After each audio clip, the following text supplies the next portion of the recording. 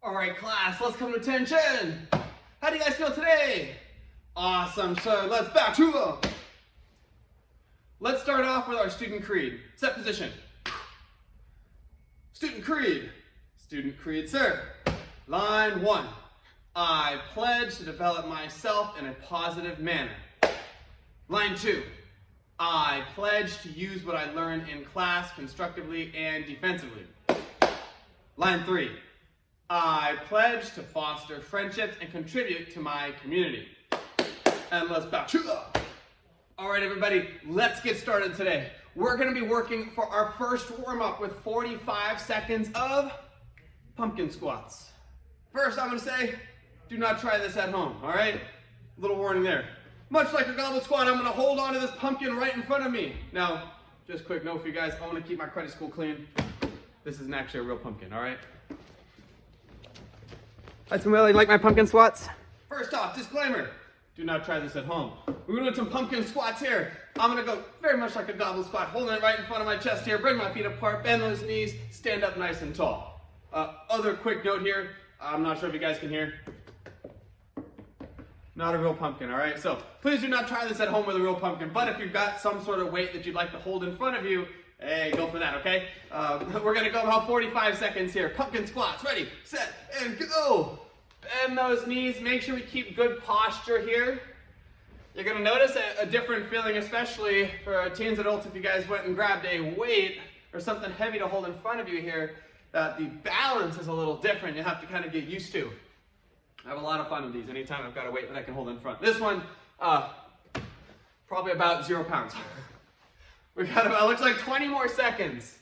Don't let your posture start to slip as you get farther into this set here. Even if those legs start getting tired, make sure you're holding strong. 5 more seconds. Keep the back straight, keep your posture, feet flat, and break. Let's go ahead and break fall next. Our next warm-up, we're going to be doing some pumpkin sit-ups.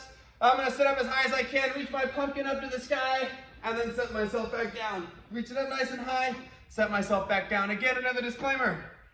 Do not try this at home. Ready, set, and go. Sit up nice and tall, raise that pumpkin up, and back down. I forgot to give you a time on this one, so let's go about 5 minutes. Or let's change that to about 30 seconds. That sounds much better to me. We're 10 seconds in. We're getting closer. 15 seconds in. That means we're over the halfway mark, guys. 10 seconds left. Oh yeah. 3, 2, 1, and break. Pretty quick on our warm-ups today, guys. Just one more. We're going to get some leg swings going, all right? More of a stretch here, but we're going to make sure we keep our leg as straight as we can. We want to swing it up, and we're going to slowly build our way higher and higher. It's a great time to practice keeping your hands up, keeping that guard up, and keeping your posture. It may make it feel like you're kicking or swinging higher if you arch your head down and kind of tuck your head in and arch forward, because just from that point of view, my leg looks higher, but I actually limit my range of motion. So keep your posture, swing that leg up. 10 of them, ready? And 1, 1, sir. 2, 2, sir.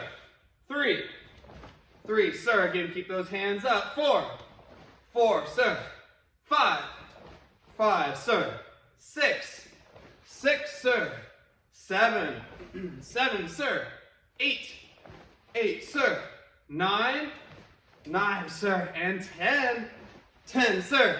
Other leg now, left leg. 1, 1, sir. Again, starting lower. 2, 2, sir. 3, 3, sir. 4, 4, sir. 5, 5, sir. 6, 6, sir. 7, 7, sir. 8, 8, sir. 9, 9, sir. Who hurts a little bit. And 10, 10, sir. Nice work, guys. We got our message of the week coming up next. If there's any other stretches that you would like to do, make sure that you're working those during our message of the week. All right, team. So our message of the week this week is levels of achievement. It has to do with what we can achieve based on our outlook and based on our word choice. So let's start off. If I said I can't, I never will, that's going to give me probably a 0% chance of accomplishing something, right? If I say, I can't get a black belt, I will never get a black belt, then right, it's not gonna happen. If, let's say, up it up a little bit, right? I say, hey, I might be able to, maybe I'll get this. Then at best, I've got like a 50% chance of accomplishing a goal. And as you could probably guess, as my word choice improves, as I use a little vocabulary and I feel a little more optimistic about what I can do, then those chances are gonna rise. Those are my levels of achievement. If I say, I could do this, right? Hey, maybe we're getting up towards that 75. If I say, I will, I am going to do this, hey, that's really improving our chances. We're gonna be really much more motivated to accomplish our goal. We're hitting like 90, 95%, 99% chance. Now to hit that 100% chance, I did, right? I accomplished my goal. That's looking back and feeling amazing about what you were able to do. So next time you are reaching towards a goal, remember these levels of achievement. Think about your word choice. Think about your outlook on that goal. If you say, I can't, I won't, you're not going to. You might be able to. Hey, maybe you're gonna hit 50% chance you can. I will, I can, man, you're up in those high 90s. But the only way to know for sure, you say, I have done this, right? And you hit that 100% chance. So again, levels of achievement, great message of the week for us. We're gonna go ahead and jump into our next curriculum. We've got Muay Thai coming up for all of us. Hey guys, let's have some fun with some Muay Thai here. If you got some gloves, go ahead and grab them. Even if we're not hitting something right, I enjoy wearing them as we practice this. If you don't, that's okay. Do it open hand. If you do these, either way, I wanna make sure we're on the same page anytime we make a fist. So if I'm closing my hand here, I'm always going to curl my fingers in first, and then my thumb is gonna come in front second. So notice how my thumb is across the fingers there. If my thumb sticks off to the side, you can probably already guess, if you don't already know what's wrong, is you can see my thumb sticking out. If I strike with this, my thumb is what's gonna make first contact. And if you guys ever stubbed a toe before, you probably know it feels amazing, right? It feels awful. So make sure, again, curl the fingers, thumb goes right in front of the knuckles here. If it goes on the inside, it can get pushed in weird directions. The goal is to keep it safe by keeping it right out here. And finally, I can't show you right now with the glove on, but I'm gonna hit with the two biggest knuckles, my pointer finger and my middle finger. The biggest knuckle right there hitting straight forward. That way, I can keep my wrist straight as I strike. So just important stuff to keep in mind. Now, reminder finally, and a lot of us should know this, especially we worked Muay Thai not too long ago, that when I say jab and cross, it's really just fancy names for punches. Punch with the front hand and punch with the back hand. So if I'm in this Muay Thai stance here, since this leg is closer to you, that's my jab. If it's this hand, since it's farther, that's my cross. So let's warm up with just a little bit of a combo here. We're gonna go about 20, 30 seconds. Jab, cross, move in, elbow, elbow. All right? And go. Again, just a quick 20 seconds. Make sure you're rotating the hips. As I strike, especially on that cross, I should have that heel coming up. That really indicates that I've got my heel in the air. And break. So, as we build through our combo here, I just want you guys to go up to whatever move you feel comfortable with, okay? It's gonna be a lot of moves that we've seen before, and I'm gonna explain the new ones as well, but it's just kind of a ladder for us in terms of Muay Thai. Black belt to the exception, you guys are going through the entire combo, all right? Oh, I was trying to give you guys thumbs up. I forgot to have my gloves on. Anyways, right, black belt, you guys going through all of it, right? Everybody else, build up as far as you want to with us, okay? So, adding on to this, we just did our jab, cross, elbow, elbow. We're gonna add on a rear leg knee and then a rear leg roundhouse kick. So, if I was doing it towards you guys, jab, cross, moving in for my elbows. I'm gonna take my back knee on this one. Even though I'd be rotating my hips usually back this way, I'm gonna take this knee and strike. Because if I use that lead leg, then my knee is gonna be fading away from my target. And you'll see that on this side. Jab, cross, elbow, elbow. If I use my lead knee, I'm fading away. I don't want that in a knee strike. If I take my back knee, then I can bring it towards the target. But I'm gonna bring that foot, I'm gonna step down behind me, so elbow, elbow, knee, back behind me, and then same leg, roundhouse kick. Awesome, let's do that, ready? Jab, cross, elbow, elbow, knee, round. Make sense? One more time. Jab, cross, elbow, elbow, knee, and round. There we go. let's get about 30 seconds with this combo, so a little bit longer. Again, jab, cross, elbow, elbow, rear leg, knee, and then same leg as the knee. We're throwing a roundhouse kick. Let's go. Jab, cross, elbow, elbow, knee, and round. Muay Thai marching stance, keeping ourselves unpredictable. Jab, cross, elbow, elbow, knee, and round. Woo! Keep it up. Jab, cross, elbow, elbow, knee, and round. One more time here. Jab, cross, elbow, elbow, knee, and round, and break. Okay, we've got one last move to add on here. The last move we're gonna add on is the shuffle round. This makes the combo really fun too. So, if you've never seen a shuffle roundhouse kick before, it's a way that's going to allow us to kick with our lead leg. Normally in Muay Thai, I would want to kick with this leg. Once behind me, it gives me a little more power. I can set up and boom, kick that way. This is going to allow us again to kick with our lead leg. So let's see how this works. So the magic in this technique, and I guess I haven't shown you yet, so let me show you one time here. All right, let's say I'm in this stance right here. Normally you'd expect a roundhouse to come with this one. So regular speed here, I'm gonna shuffle round. Again, just regular speed, and we'll slow it down a little bit. In Muay Thai marching stance, I wanted to kick with this front leg when it's closest to you. Bam. There we go, a little bit slowed down. Ready? I'm coming back, forward, trying to keep my upper body in the same position to kind of disguise what I'm doing here. And then I can throw that roundhouse kick in. So let's break it down even more, not just slow motion, but let's talk about the details here. So the first thing that I'm gonna do is I'm gonna take my lead leg and I'm gonna pull it back towards me and slightly away from my other foot. So if I'm right here, again, I'm gonna keep my upper body facing towards you. If not, it's actually probably gonna rotate a little bit towards my back leg, okay? So this front one is gonna pull back away from my back foot. Or if you wanna think about it this way, let's say my right foot is in front, I'm gonna pull it back into the right. I'm gonna make it a little easier. If I'm facing this way, right leg's in front, pull it back to the right. Then, my back foot is gonna step forward. So you can see I'm trying to basically switch my feet without changing where my upper body is at. If I'm here, front foot comes back foot comes forward. Ideally, again, my upper body stays in about the same spot. You're gonna see one more thing that I do, and I'm not sure 100% if it's necessary, but I know it makes it a lot more comfortable for me, is when this back foot comes up, I kind of jab it into the ground and my toes are pointing to the outside. That's gonna allow me to pivot a little bit easier on it once I throw the roundhouse kick. So, right, instead of just shuffling here where I'm looking towards you, pull back and out, step forward. Good.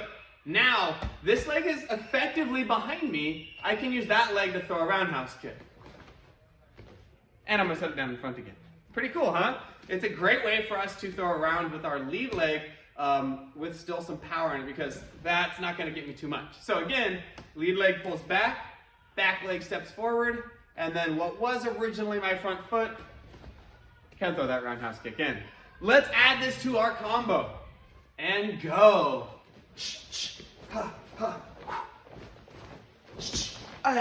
We get to throw that same leg round twice. Jab, cross, elbow, elbow, back knee, roundhouse kick, shuffle, round. You can even make it a little bit faster if you pull it back. That shuffle as you set your knee down. Round, shuffle, round. Elbow, elbow, knee, round, round again. Woo.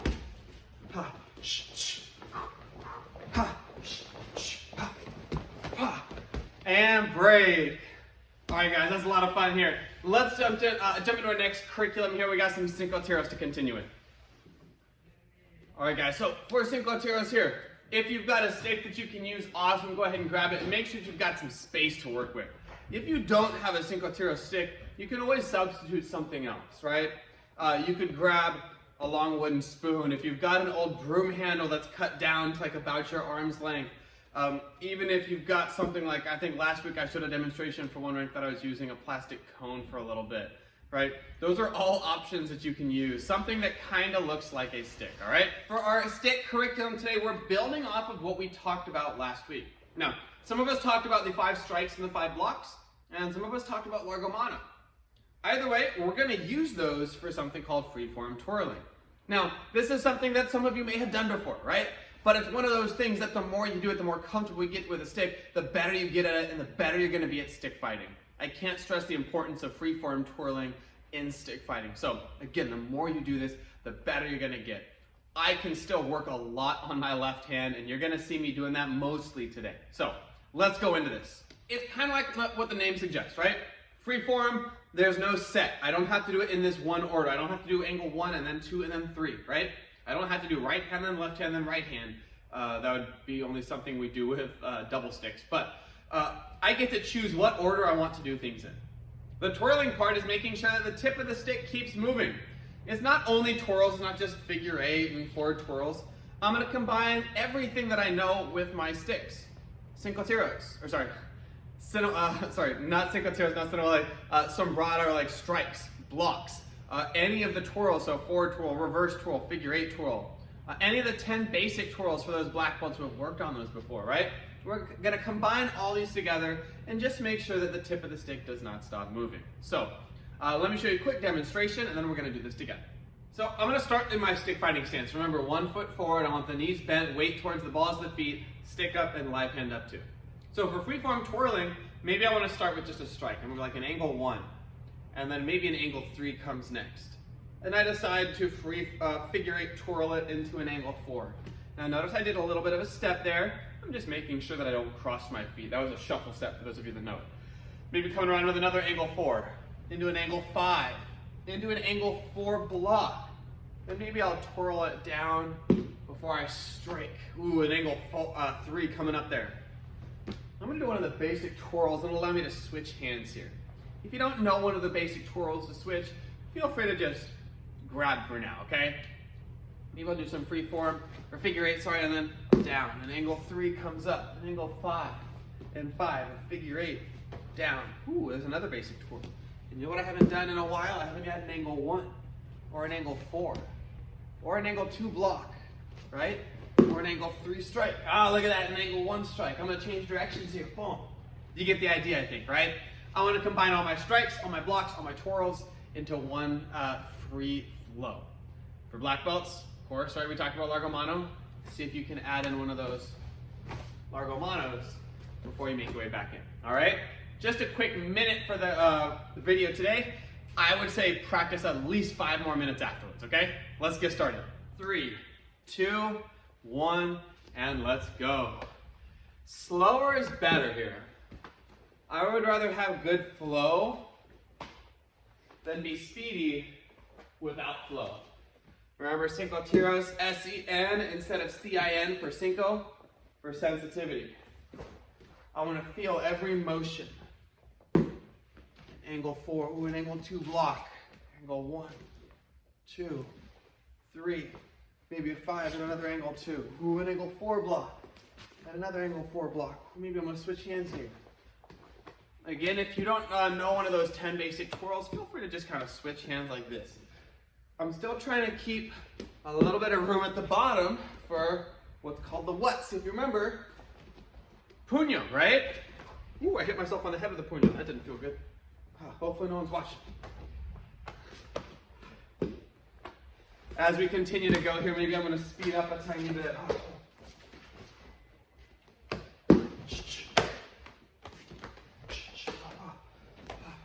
Over, boom, switch again. I'll block here, maybe I'll block this way too. Just drop down, and break. So again, start slow, guys. Make sure that you've got a good sense of where the stick is going. You don't put yourself in the head, right? And start slow and build the speed as you go. But again, freeform twirling, one of the best things that you can do to help yourself in stick fighting. So that's it, guys. We got some announcements coming up. There's not too much going on in terms of announcements this week, guys. If you haven't submitted a video from last week, remember you still do have this week to submit it. Make sure that you do it in the correct channel. That we're working on our turn back kicks and jump turn back kicks depending on your rank. Again, you have the whole week after tip testing to submit it if you need to. Although usually it's better to do it during that week because you're just practicing it, right? So I believe that's the only announcement. We still have classes going inside here. I guess this would be the only other one. Classes inside and outside. If that's something you are interested in starting, please send us a message. We'd love to have you back at the school here training. You can check out our schedule for that. But that's it, guys. Let's come to attention. Excellent work today. Keep working hard. I love seeing those tip test videos. If you'd like to sign up for a private lesson, send me a message, or you can follow the link in Discord up. I believe it's called Private Lesson Information on the top left side there. But if not, hope you guys have a great week. Let's bow out. Class dismissed.